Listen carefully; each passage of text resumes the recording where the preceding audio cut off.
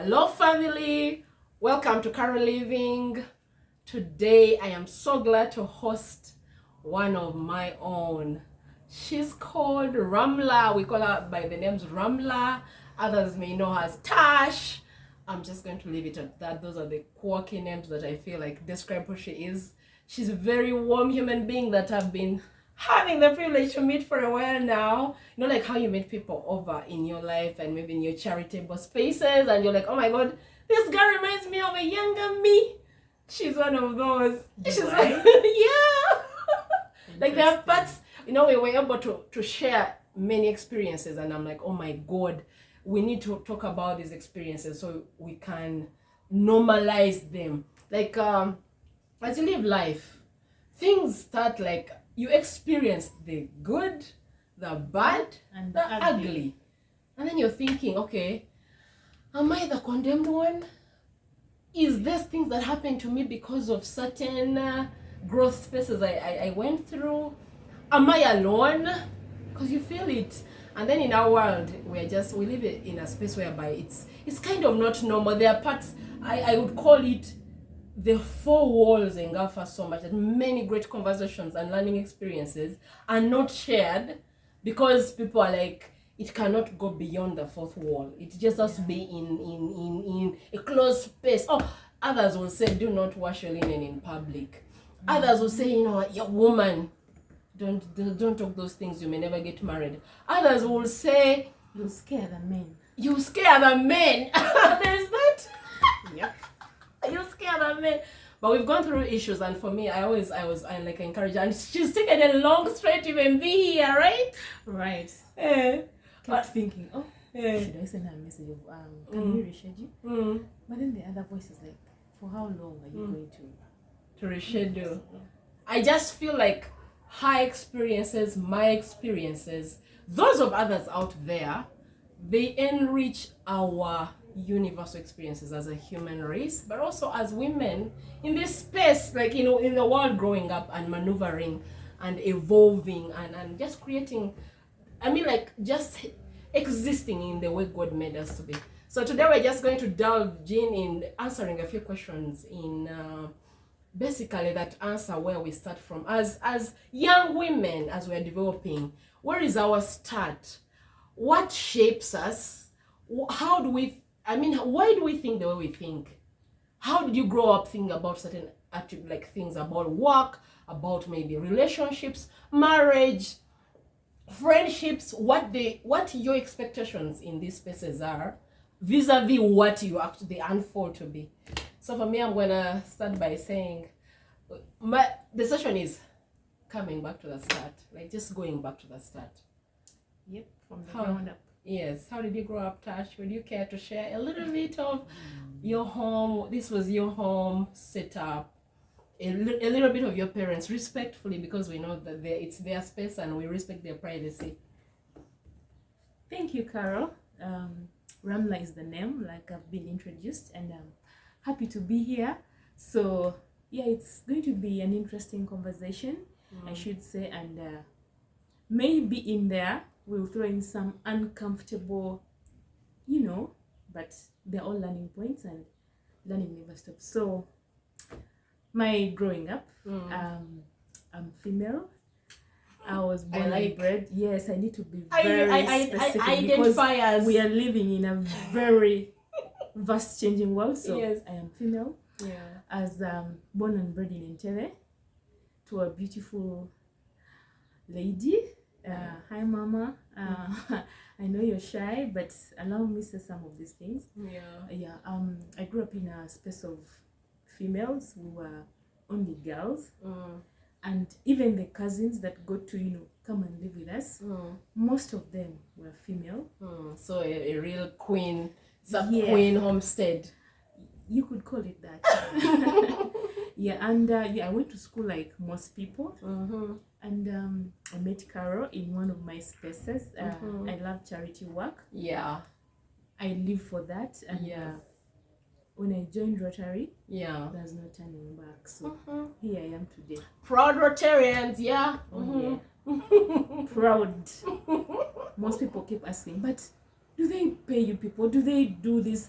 But no, we give the service from deeply in our hearts. The things that excite us are not random. It's the joy you get when you give a helping hand and extend help to someone who actually does not expect you to say thank you, or you don't even hope to meet them in the next 2-3 weeks.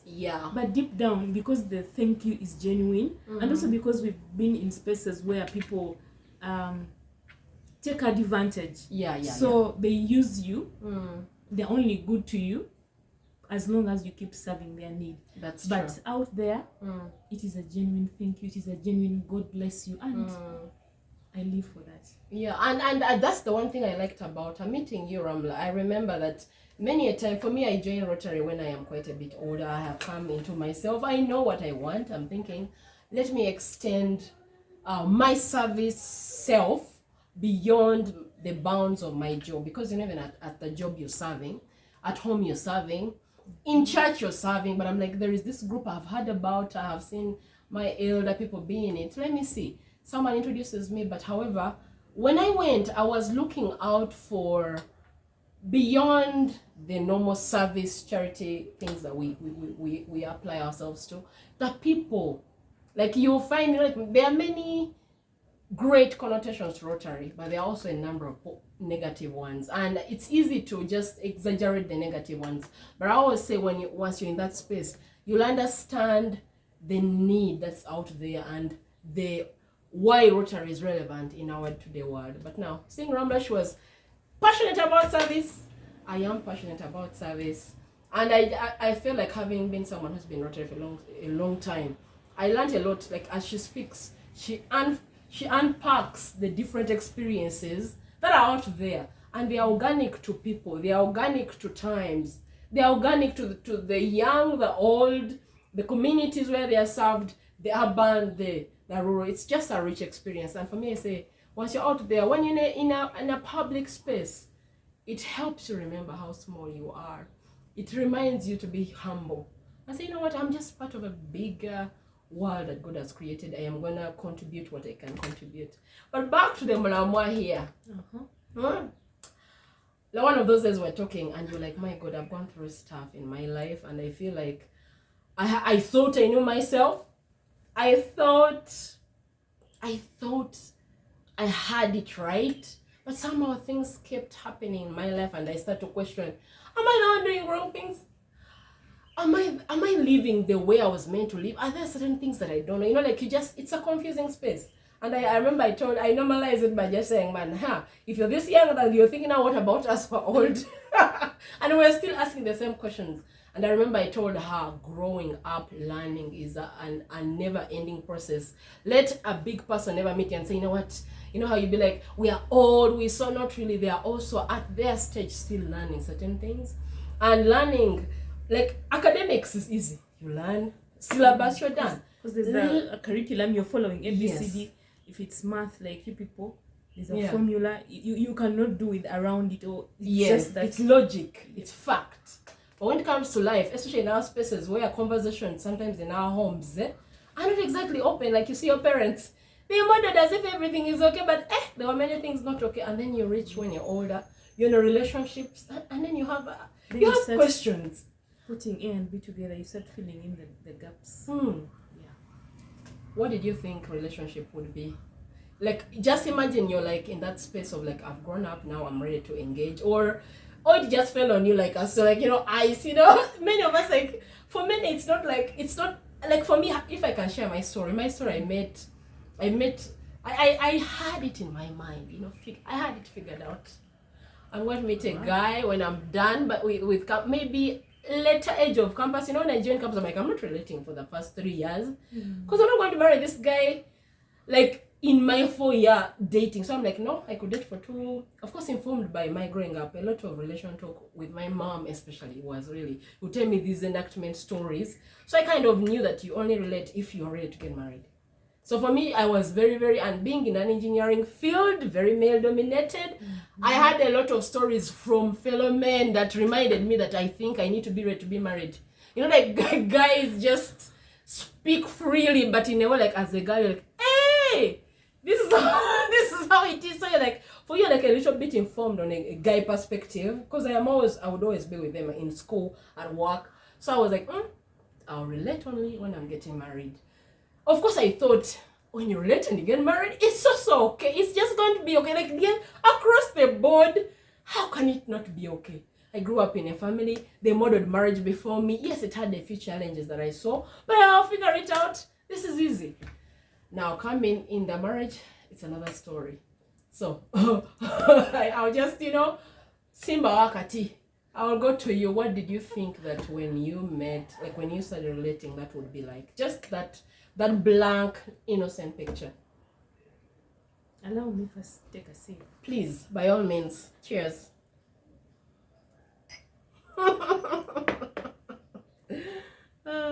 These little straws, okay. Relationships. Wow. So, like I said, I grew up in a female-dominated space. Daddy was the only man at home, and mommy, she was the everything by the book. Was he a girl dad, like the one that lavishes on girls, does the provision like we expect, or he was challenged in various ways? I mean, we respect him for that. Yeah, challenged in various daddy, ways. But he wasn't that kind of dad. Actually, for me, every time I would hear these things of a girl's first love is her dad, it did not come naturally for me. Okay. It wasn't that. But did you think it was normal that he was not that at that point? At that point, I didn't think it was, something. Because I thought, dad is always tough. But then again, mommy was tougher. Yeah. But I appreciate her being tough, because maybe if she had been soft, I wouldn't have turned out the way I did. But yeah, she tried. I mean, like you said, there were some gaps or some challenges that then we didn't really know. But growing up, I started putting A and B together, and I'm noticing, maybe this was actually not right, but because we were children then, we didn't know. So all we knew is, if you mess around with boys, there are consequences. And mommy was very blunt. Like, cancel you some out of for those real. things, some of these things you hear people say, I heard from my auntie. For me, it was actually mommy. She would give it to you first hand. You play around with boys, and I don't mean playing around. I mean, if messing you up. Yes, this is what is going to happen, and you have one chance at life. If you misuse it, you will only have to blame yourself. So for me, it was, I like the one chance. Is it true? Yes. Like, she's like, there's no, you see around, there's no money to waste around. We don't have so much, so make sure when you get whatever you're given, please use it wisely. And if you feel like you're tired, tell me so I can channel it to a different avenue, because there's so much. There's so much that we have to do. So please, and that is how it was until campus. I was very obedient. I still am, because yesterday was Heroes Day, and yes, mommy is my hero. Because I mean, I don't want Happy to compare. Heroes Day, mom. I don't want to compare myself to Rihanna, who I only see on TV, but mommy is my hero. She has done it, and one of my prizes, if I ever become half the woman she is, I think I'll have made it. Yeah, of course, we're so close to our moms. Yeah. Like, you see the toil, and from a lady perspective, one of my friends ever said, sometimes girls are formed so maturely from a very early age, especially in a space where things are not straight, like the struggles of finances, the struggles of fees, the struggles of provision, struggles of survival at home. You see firsthand, and any of us who has been in those spaces, you understand and appreciate just the ability to be able to survive. Like, basic, we're not talking about having the wants, but just having the basics. I have a roof, I have clothes, I have a home, I have a family. You don't take it for granted. However, you may not consciously understand how it's molding your thoughts. Like, it's not like, oh my God, because I'm in this space and these are the struggles. It's actually molding. You're not conscious because you're young, you're developing.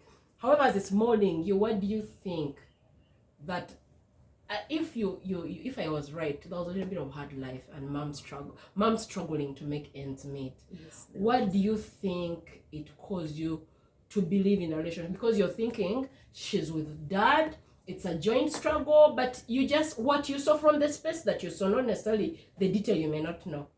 What do you think molded you to believe going, maybe if you're supposed to do like a relationship, how would your contribution in that relationship be like? Would you say, I will go and work hard the way, mom, I think this is the normal way, every woman should just work so hard, apply herself, work for the relationship, just like there's no limits of what I should do? Yes, that is how I saw things, because amidst all the challenges, there were a united front out here. Yeah, like the parents put on the face. Yes, they would always. Poker. My mom is good at that. Yeah. Like, hats off for you, mommy. Because there are days you'd be like, but what today daddy came back very pissed and all that. Mom was like, no, Akoye, he's just tired. So business as usual. Like, you are not allowed to, delve into that other space of no. There is something that looks not off. Nothing. No questions asked. Yeah, and I grew up thinking that is the way to go. Like, whether you guys are sad or happy, if he's your husband, you have no to questions be there, asked. like support all the way, support. Whether you're the one in the wrong or he's the one in the wrong, you say sorry for purposes of harmony. Yeah. Until I actually experienced it and I realized it's not actually what it's like. You could give in 120% and it's still not good enough. So now my question is, and this is what I keep saying, that as a relator, okay, as a personal relationship, and I've also been with my relationship where why I kept saying that I identify with her as the younger self. I also come in a relational space and I respect my partner and all we've done in the relationship we've had, the children we have. It's amazing. But this conversation is just open up uncomfortable conversations where people are going through things and they're not talking about them. And when they see Carol, they're like, oh, Carol was married and she was separated. She seems to be having it right. But they don't see Carol the broken space, because in the broken space, you're the four walls. You're protected in the four walls, and then this experience is protected. Like, people do not see you break. You feel like I want to wake up tomorrow. So I feel like we are normalizing that if you're going through this one, allow yourself to feel maybe certain things I don't know. Maybe I got it wrong. Maybe I need to go back and ask the right questions, maybe mentorship, okay? Now I'm thinking, you might have thought, okay, dad, mom modeled the right thing, because I mean they are your closest, most intimate couple you've ever met. But then now you're thinking, I am in a relationship, I am applying myself, I am not holding him accountable to certain deliverables, if I can make it so academic. I'm not holding him accountable to any standard. Like, okay, the standard, I'm talking about what you feel that could make this relationship, which is a two people, work. And those are many. I mean, if we talk about the love languages, we'll not go there. Love languages, everyone knows what you should know your partner's love language and see how you can know them and see what ticks for them. Know what they expect, because it's the reality. I have what I have built my mind, and if it's not served with all the humility and godliness, if it's not served, somehow I start asking, am I in the right place? Do these people love me? Do they even like me? So like I don't, and then you go into the spiral effect of insecurity. Maybe I'm not good enough, like, and for us lady, we are so good at blaming ourselves for everything that goes wrong in a relationship. Like, I think you'll even build like a story for him. I think if he gets money, it's because of ABCD that yeah. So let me not ask for this, because I don't want to. He's broke. Yeah, he's broke. You're the understanding one. Yeah. But are they understanding you? So what understanding would you have expected? Like, what now, looking back and feeling that I was not understood, I was not heard, I was not learned, what would you have expected? Or what would you expect a few seasons down the road and you decide that now I'm ready to try? You're a young person, you're going to try again. I kept telling her, you are going to try again. Am I ready? Yeah. Or you could be ready, but now what would you think that the experience, because you were not married, you were just in a relationship, you broke up after a tough time, and not just like a long tough time, a little bit. So you're thinking now, looking forward, what do you think is the right thing to look out for in a partner that you think now you know? Because, you know, you thought you knew. You realize you didn't. Have you did the soul searching that now you know? Like now you know, now I got it right. This time around, there's no way I'm gonna. Do you think you have those, or do you have still like gaps you feel like you should fill up? It's a conversation. There's no right or wrong answer. We are all just learning anyway. Yeah, maybe to take you back, like I said, I grew up in a family of girls, and I think society also has its own pressures that it puts onto us, that we end up succumbing, and maybe if we knew better, or if we had stood our ground, things would turn out a little bit different. I want to believe, because by what age were you supposed to be married and with babies? Exactly. So by what age? So I thought, I thought by 28. I mean, I'm not so old. I wouldn't be that old. Yes. But then again, society predicts that every girl, when you grow up, you're supposed to do this, get married, give birth, and everything. Getting married is big. Yes, that is, you know. Without marriage, you really do not have a normal life. They don't think you're woman or girl enough, whichever you want to look at it. But I think it's a dual. I'm going to support the guys. I think it's a dual. It's a dual expectation. For marriage, I think even guys not so much. Sometimes there's a way they sort of get away with it. Maybe not so often, but they easily get away with it. But for a woman, oh my god. Yeah. But what do you think? Maybe they just do not cap. I'm thinking they don't cap an age on a guy. Yeah, they don't. Now, like whereas they expect, they kind of give them the permission to have a long horizon within which, until I think a guy is about 40. Yeah, he's like Simon, you know, just give an 40. He was still making about money. 40. Like even above 40. But a girl by 25, you're already like, if you don't have a fiance, like, and then by 30, like, you're delaying. And also, a girl who is a Muslim, you know, gone are the days when they do not believe that, I mean, they're Muslims. I'm sorry to offend any, but it's not intentional.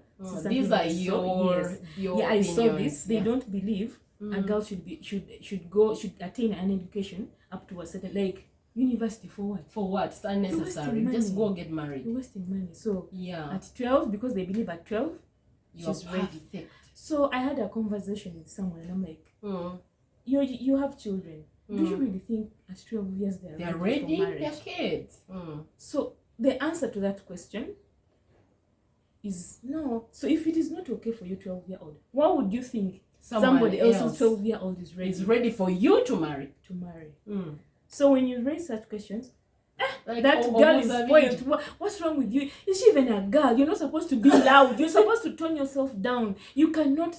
So now my character is, I don't know, what do they call it? Alpha male, what? Something like that. Like, I am not the kind who easily just say shut up. You ask questions. I ask questions. Now, the more I kept asking questions, I kept being labeled as, you seek to understand. The nosy child, the big-headed child. So I kept asking myself, but okay, should I just be a potato? Like, whatever they say, yes, mom, yes, sir, yes, sir. Now and then they said, well, with that mentality, you may not get married because men don't want women like that. In the Christian faith, we bind, but it's okay. So I kept asking, okay, now, why do I have to go to school if you don't want me to have a voice? I'm not saying I'm going to be on top of you, but like, I feel like we just feel like you could talk about it. Like, it should be okay. And then I'm just thinking, the conversation is a long one. We are going to keep digging deeper. We are bringing ourselves to this Carolliving kitchen table. We are on the table. We are going to enjoy, and we are going to call upon you, our fans, our family, to just make the comments. Tell us what you think. Tell us your experiences, and we'll keep continuing. Even as we are just in the first segment, we have talked about how you grow up, the space that shapes the way you think about anything, whether it's work, relationships, but today especially relationship, because it's a crucial, it's a 4-wall conversation. Now we are saying we are breaking the 4 walls and we are bringing it to you and saying let's talk about it, let's ask the questions. And for me, like I was telling her, for me, actually, my parents, I could say, I think being teachers, I was lucky I was on the other side. For me, my dad groomed me to being the asker. You know, he's a teacher, and he taught us, like, you know, everything has a purpose. You have to plan, know why you're doing things. Like, for me, it was a normalized. So when it came to asking questions, then I would say, if you cannot really answer my questions, maybe you are not my person. You are not my people, you're not my tribe.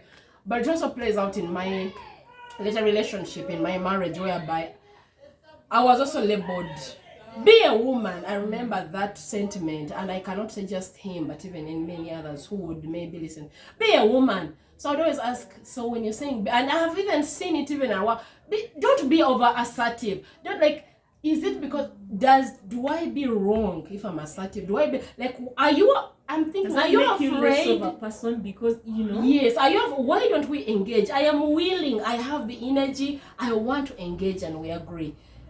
And I've learned that, anyway, for me, my growth and just like engaging in reading and YouTube videos and stuff, I'm like, you know, I just think the balance is we may not be ready for the conversations in our cultural spaces. Women have been labeled as keep quiet, and you know, we have by the way walked so many strides, like to where we are, but women have been labeled in certain spaces as, okay, you're a wife, and that wifely space, you be in the kitchen, you say yes, you wash the feet, and you do great things, you nurture children. It's an expectation to nurture, and just, and then later on they come up to tell you, even the men want someone to support them. What do you bring on the table? What do you do is yes.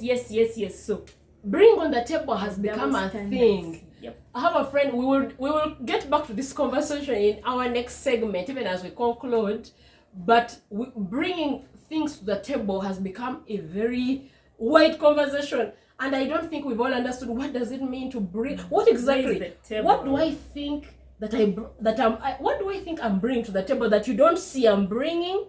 And then what do you expect me to bring to the table? Is it limited? Does it have boundaries?